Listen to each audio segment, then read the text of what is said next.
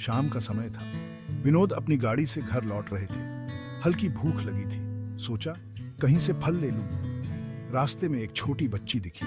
वह तरबूज बेच रही थी। विनोद ने गाड़ी रोकी और बच्ची के पास आए। बेटा, एक तरबूज देना, विनोद ने बच्ची से कहा।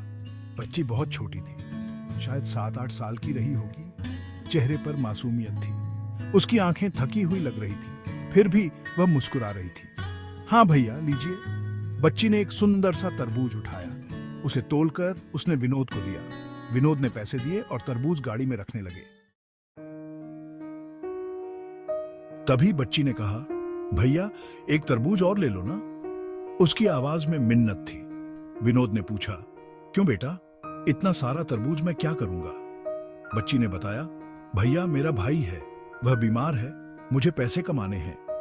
विनोद का दिल पसीज गया। उन्होंने बच्ची से पूछा, तुम्हारे माँ बाप कहाँ हैं? बच्ची की आंखों में आंसू आ गए। उसने कहा, भैया हमारे माँ बाप नहीं हैं। विनोद कुछ देर के लिए स्तब्ध रह गए। बच्ची की बातें उनके दिल को छू गई थीं। उन्हें अपने बचपन की याद आ गई। उनका भी एक छोटा भाई था।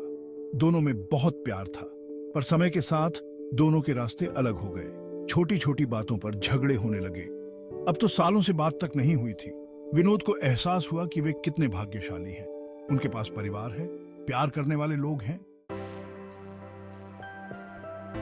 उन्होंने बच्ची से कहा, ठीक है बेटा, मैं एक और तरबूज ले लेता हूं। बच्ची खुशी से उछल पड़ी। उसने एक और तरबूज तोला और विनोद को दिया। विनोद ने बच्ची को पैसे दिए।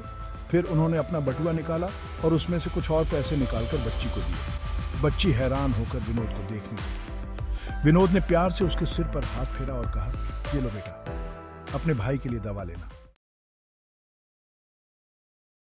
विनोद गाड़ी में बैठे, लेकिन उनके मन में उथल पुथल मची हुई थी। उन्होंने फैसला किया कि वे आज ही अपने भाई से बात करेंगे। सालों से चली आ रही कड़वाहट को खत्म करेंगे। उन्होंने गाड़ी स्टार्ट की और अपने भाई के घर की ओर चल पड़े। रास्ते भर उनके मन में तरह तरह के विचार आ रहे थे। क्या उनका भाई उनसे बात करेगा? क्या वे अपने रिश्ते को फिर से जोड़ पाएंगे? घर पहुंचकर उन्होंने अपने भाई को फोन लगाया। दूसरी तरफ से आवाज आई तो विनोद का गला रुंध गया। उन्होंने अपने भाई से बात की, अपनी गलतियों के लिए माफी मांगी। भाई का दिल भी पिघल गया। उसने भी अपनी गलतियों को स्वीकार किया। दोनों भाइयों ने फिर से एक दूसरे से बात करने का वादा किया।